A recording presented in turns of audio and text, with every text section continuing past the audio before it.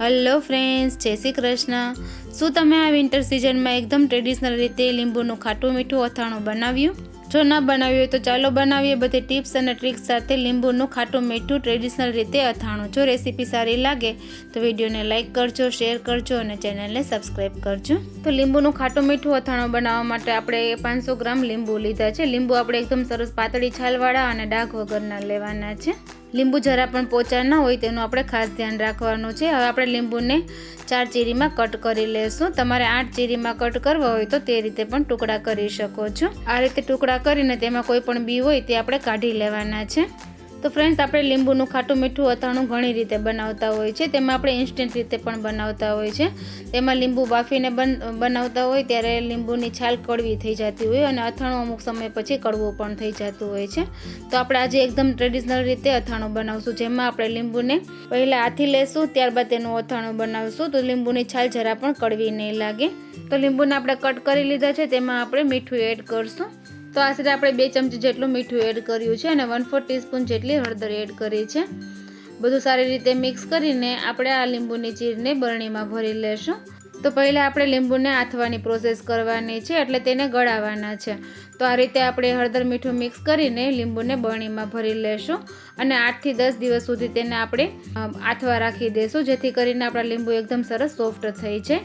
અને આ અથાણું જરા પણ તેલ વગર આપણે બનાવવાનું છે, તો આપણે તેલનો ઉપયોગ બિલકુલ નથી કરવાના।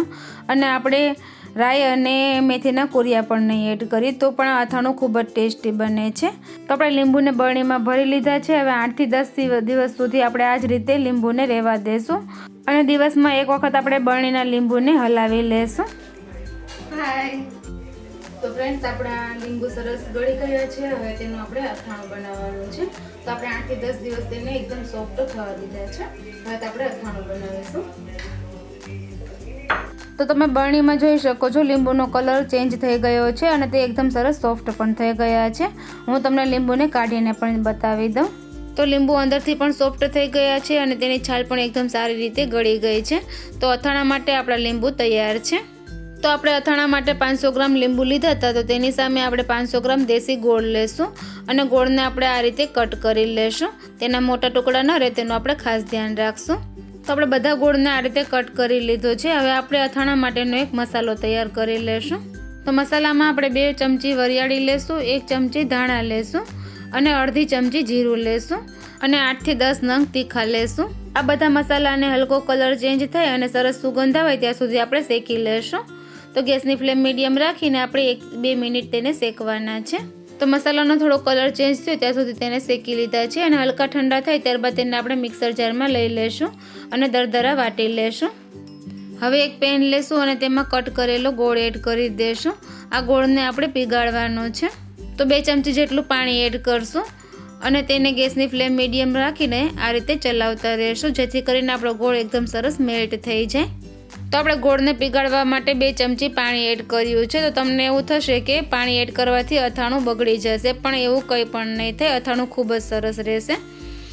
આપણે જસ્ટ ગોળને મેલ્ટ કરવા માટે 2 ચમચી પાણી એડ કર્યું છે। આપણે ગોળમાં પાઈ નથી લેવાની, જસ્ટ ગોળને મેલ્ટ જ કરવાનો છે। તો ગોળ સરસ મેલ્ટ થઈ ગયો છે, પીગળી ગયો છે। હવે આપણે ગેસની ફ્લેમ બંધ કરી દઈશું। તો ગોળ આ રીતે પીગળી ગયો છે અને હવે તેમાં આપણે મસાલો એડ કરશું। તો આપણે જે વાટીને રાખ્યો હતો તે મસાલો એડ કરશું, 2 ચમચી, અડધી ચમચી હિંગ એડ કરશું અને 2 ચમચી લાલ મરચાંનો પાવડર એડ કરશું, અડધી ચમચી અજમો આ રીતે મસળીને એડ કરી દેશું, અડધી ચમચી કલોંજી એડ કરશું અને બધા મસાલાને આપણે ગોળમાં સારી રીતે મિક્સ કરી લેશું। અને મીઠું આપણે લીંબુ આથ્યા ત્યારે એડ કર્યું હતું। અત્યારે જો તમારે જરૂર હોય તો અથાણું બન્યા પછી ટેસ્ટ કરી લેવાનું, જો જરૂર હોય તો મીઠું એડ કરી દેવાનું। તો ગોળ જેમ જેમ ઠંડો થશે તેમ હાર્ડ થતો જશે, તો તમે તેમાં લીંબુ એડ કરી દેશો તો ગોળ એકદમ સરસ ફરી પાછો સોફ્ટ થઈ જશે।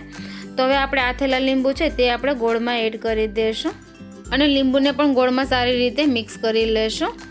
તો અત્યારે હલાવતા તમે જોઈ શકો છો ગોળ થોડો હાર્ડ થઈ ગયો છે। જેમ જેમ તે લીંબુમાં મિક્સ થતો જશે તેમ તે એકદમ સોફ્ટ થઈ જશે અને અથાણાનો કલર પણ થોડો ડાર્ક થઈ જશે।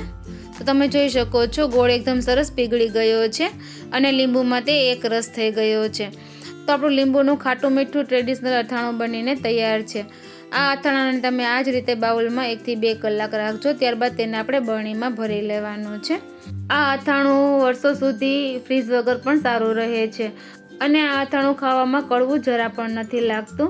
તો ફ્રેન્ડ્સ, તમને આ ખાટા મીઠા લીંબુના અથાણાની રેસીપી સારી લાગી હોય તો એકવાર ચોક્કસથી ટ્રાય કરજો અને તમારા અનુભવ મને કોમેન્ટ બોક્સમાં જરૂરથી શેર કરજો. અને હજુ સુધી ચેનલને સબસ્ક્રાઈબ ના કરી હોય તો ચેનલને સબસ્ક્રાઈબ કરજો અને બાજુમાં બેલ આઇકન પ્રેસ કરજો, જેથી મારા આવતા વિડીયોની નોટિફિકેશન તમને સૌથી પહેલાં મળે. બાય બાય ફ્રેન્ડ્સ, ફરી મળીશું એક નવી રેસીપી સાથે. Thank you for watching. તો ફ્રેન્ડ્સ, તમને મારી રેસીપી પસંદ આવતી હોય તો ચેનલને લાઇક કરજો, શેર કરજો અને સબસ્ક્રાઈબ કરજો અને બાજુમાં બેલ આઇકનને પ્રેસ કરજો, જેથી મારા આવતા વિડીયોની નોટિફિકેશન તમને સૌથી પહેલાં મળે. Bye bye friends.